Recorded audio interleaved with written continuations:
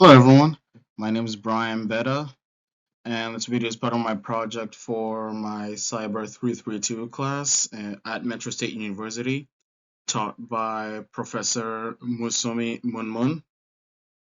Today I'll be presenting on a topic that I connect with personally because it touches on the lives of most human beings, and my topic is securing the Internet of Things, or IoTs in short. A disclaimer: this video is for educational purposes only. Demonstrations are both safe and legal. No misuse or malicious activity is encouraged, and I am not responsible for any damages caused by improper misuse of this data. So before we jump into the security side, let's learn about what IoTs are. The Internet of Things, or IoTs in short, refer to everyday devices that most of us use, such as smart thermostats, cameras, watches, appliances, baby monitors, door locks, fancy refrigerators, light bulbs, newer vehicles. Essentially, these are devices that connect to the internet and exchange data without human interaction. IoTs are exploding in popularity. Today, there are over 15 billion IoT devices worldwide, and this number is expected to steadily grow to about 30 billion by the year 2030. IoTs improve automation, efficiency, convenience, and even health monitoring. But with this growth comes something else: risk. Many IoT devices are rushed to the market, and they lack strong security controls and become easy entry for cyber attackers.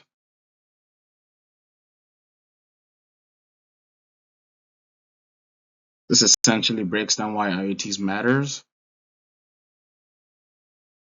and IoT security challenges. So some of the challenges that come with IoTs are weak default passwords, for example, admin or 1234. I've seen this a couple times. Lack of encryption, no regular security patches, unsecured communication protocols, cheap hardware with minimal security design, or devices that remain online 24/7 and and are accessible globally. All of these can lead to large-scale attacks. For example, you may have heard of the Mirai bonnet, where attackers hijack thousands of insecure IoT devices like DVRs, webcams, and use those to launch DDoS attacks in history.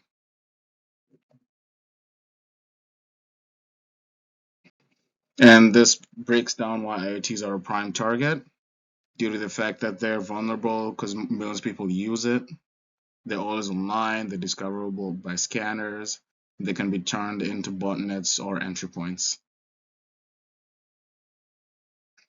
Now let's narrow the focus on some of the solutions to the security issue with IoTs. We have two main key solutions we're going to cover today: secure firmware design and network segmentation. Let's explore each of these in depth with examples and demonstrations. What is firmware and why does it matter? Firmware is the software permanently embedded in IoT devices that controls how the device functions. It's basically the brains of the device. If firmware is insecure, everything else collapses. In fact, many IoT attacks exploit firmware vulnerabilities such as hard-coded passwords, outdated components, unencrypted firmware updates, backdoors left by manufacturers, and insecure boot sequences.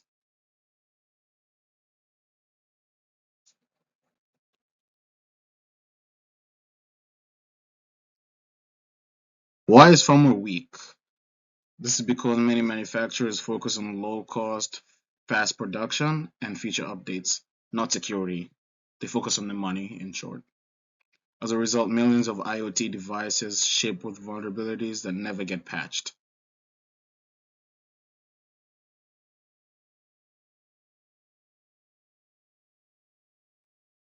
Some principles of secure firmware design. These are several core principles that define secure firmware design. These principles are used in modern secure devices, and research is increasingly focused on making them mandatory industry-wide. A secure boot process verifies firmware integrity each time a device powers on. If the firmware has been tampered with, the device refuses to start.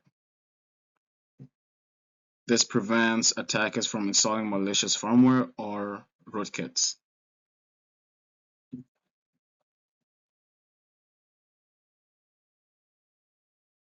Let's do a quick demo on how to verify firmware updates. First of all, we'd start with checking the firmware version. Next, we would enable automatic updates. That way, humans don't have to push the update every single time the manufacturer sets one up. Validate validation or signed updates where everyone who signs in, there's a tag saying what time they signed in and who it was. And ensuring the devices accept genuine updates only, meaning they can be from cyber attackers.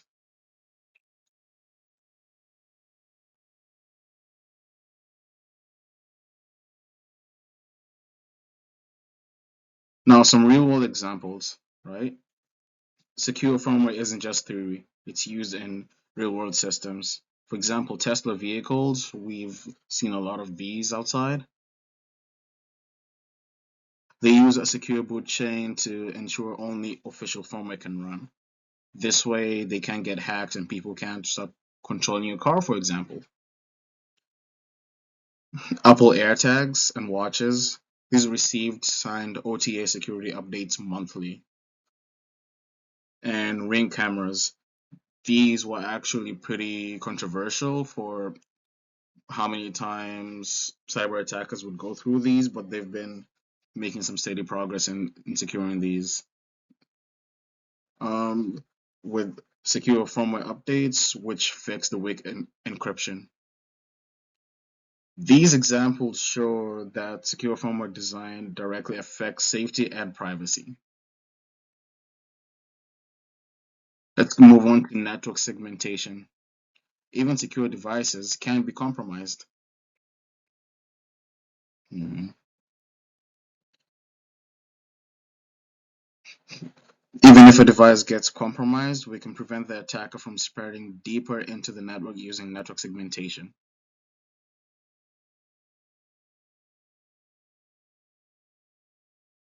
What is network segmentation? Let's go for a simple explanation. Network segmentations means splitting a network into different zones or subnetworks so that each group of devices is isolated. Think of it like walls in a house. The kitchen, the bedroom, and garage are all separate rooms, right? If there's a fire in the garage, it doesn't instantly spread into the bedroom. Network segmentations applies the same idea to cybersecurity. Instead of having everything connected on one network, we separate IoT devices onto their own VLAN or guest networks.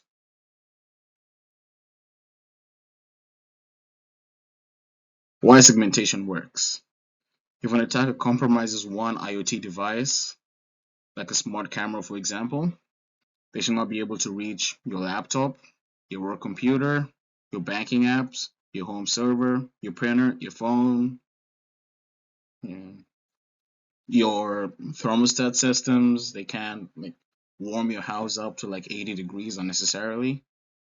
Yeah. So this way segmentation forces these attackers to stay confined to one isolated part of the network. It turns a major breach into a smaller and more contained problem. Now let's demo creating an IoT network.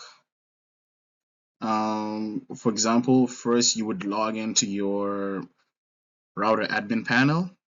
You would navigate to network settings or guest network. Here, you should be able to enable a separate network called IoT network. Then you should be able to disable device-to-device communication, so IoT devices cannot talk to each other directly. Then you would also enable isolation from the main network, meaning IoT devices can reach the internet but cannot access your personal devices. This simple setup means even if a hacker compromises your smart plug or security camera, they can't move laterally to attack your laptop or your phone. Home users often ignore segmentation, but it is one of the most powerful defenses against IoT attacks. Most people don't see a reason to invest in this security because perhaps it hasn't happened to them.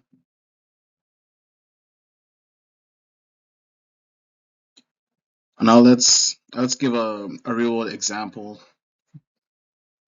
So if segmentation had been used widely in 2016, the Mirai botnet could not have grown so quickly.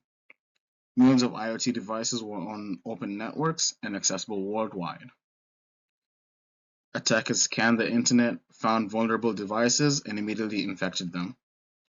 Today, many organizations, for example, hospitals, factories, smart buildings, use segmentation to isolate IoT systems like HVAC systems, medical sensors, industrial controllers, security cameras.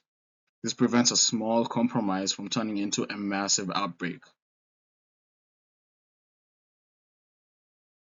Now let's bring it all together. How how would secure firmware plus segmentation work together? Secure firmware and network segmentation complement each other in that secure firmware protects the device itself, while segmentation protects the environment out around the device. Together, they create a layered defense. Even if one layer fails, the other one reduces the damage.